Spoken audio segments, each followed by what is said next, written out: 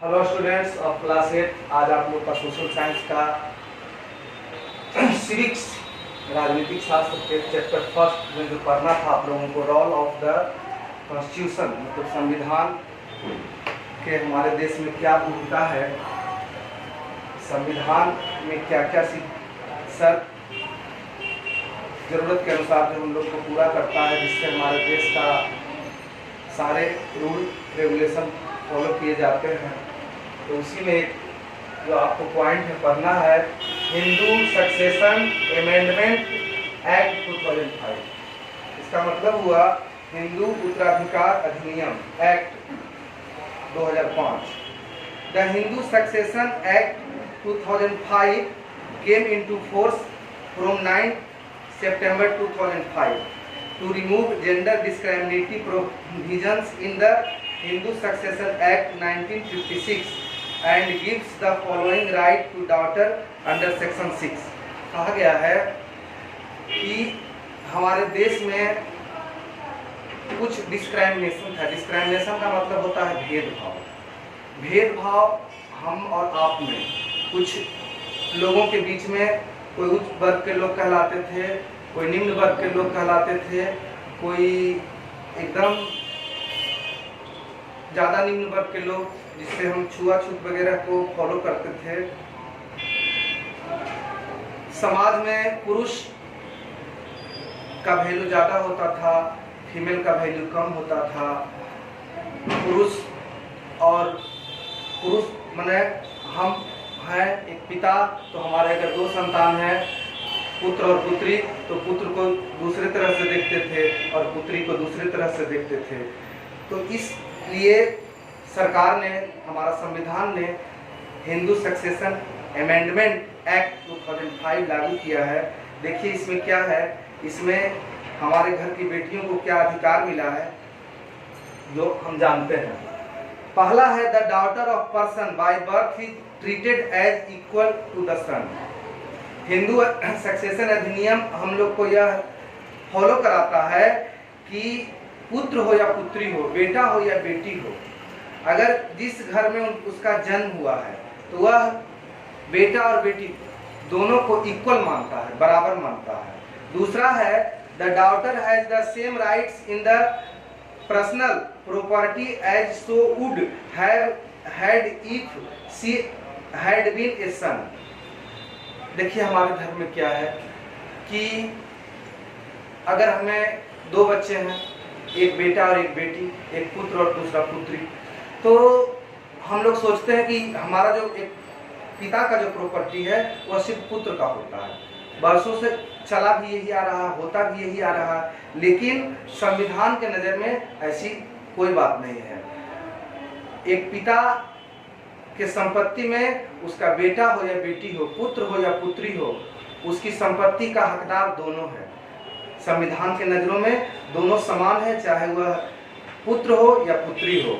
एक अपने पिता की संपत्ति का हकदार दोनों हो सकता है। यह एक हमें यही बतलाता है। दूसरा है, the daughter shall be subject to the same liability in the set personal property as that of a son. कहा जाता है कि पिता की संपत्ति में पुत्र और पुत्री दोनों का समान व्यवहार है। तीसरा है, the daughter is allotted the same share is the allotted to a son. कहा जाता है पुत्र हो या पुत्री हो, दोनों का समान हक है। The share of the predeceased daughter shall be allowed to her surviving child.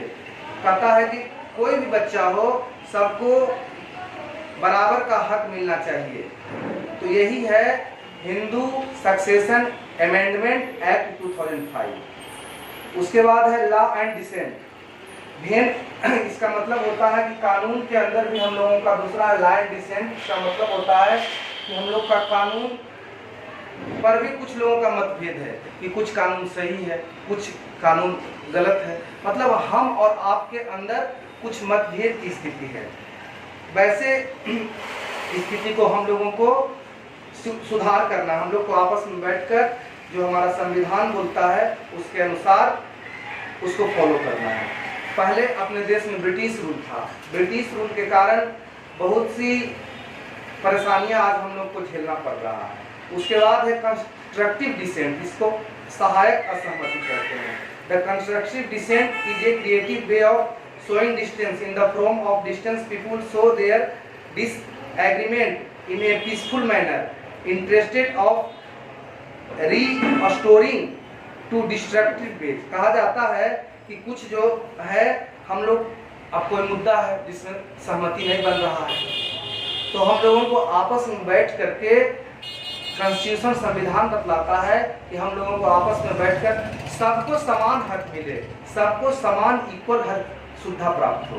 Destructive decent, विनाशकारी असहमति। आज देखिए दुनिया में बहुत सा ऐसा देश है जो छोटा है लेकिन विनाशकारी, विध्वंसकारी शस्त्र बना करके वह दुनिया पर राज करना चाहता है। तो इसके लिए भी नहीं, आज देखिए परमाणु बम बन गया, आज एक से एक विनाशकारी हथियार बन गए हैं, जिससे हमारा दुनिया खतरे की स्थिति में है, संशय की स्थिति में है कि वह किस प्रकार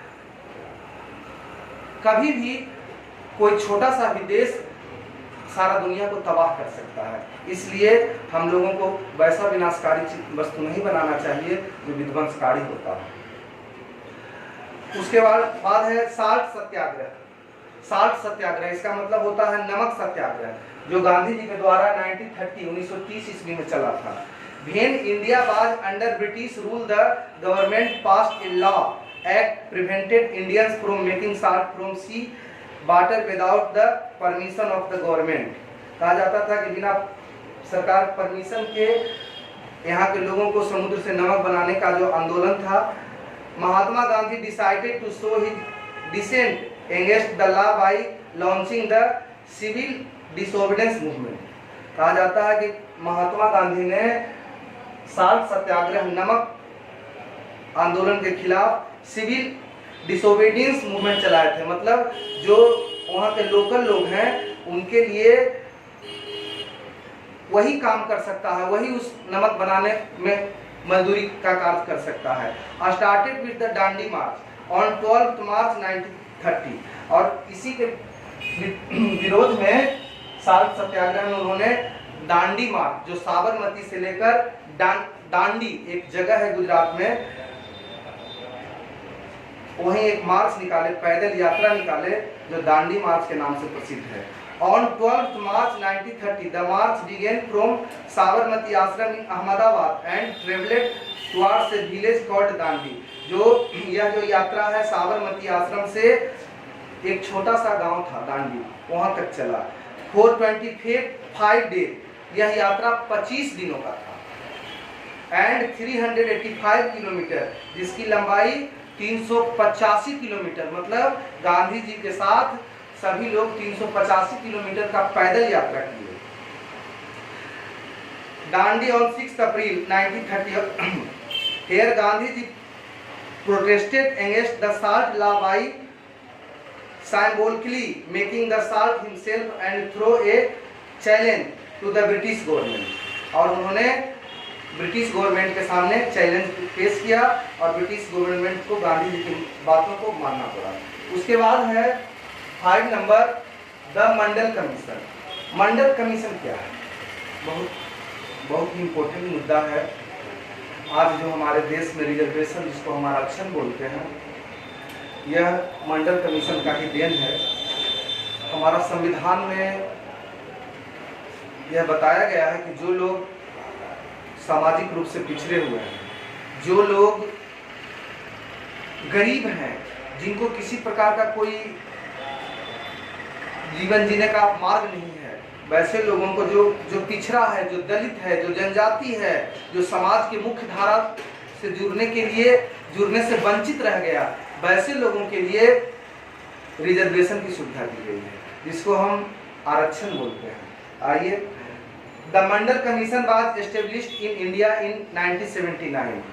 मंडल कमीशन का स्थापना भारत में 1979 ईस्वी में हुआ। It give more reservation to SC and ST candidates. यह जो कमीशन था, इसमें एससी शेड्यूल कास्ट और शेड्यूल ट्राइब, मतलब जिसको जनजाति बोलते हैं, वैसे लोगों के लिए रिजर्वेशन की सुविधा दी गई।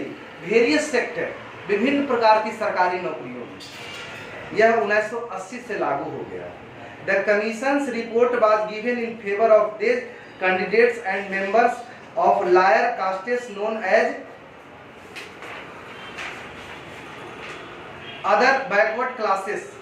फिर इसमें हुआ ओबीसी। ओबीसी का मतलब होता है अदर बैकवर्ड क्लासेस, मतलब जो समाज से पिछड़े हुए लोग हैं, उन लोगों के लिए भी कास्ट जाति के आधार पर रिजर्वेशन दिया गया।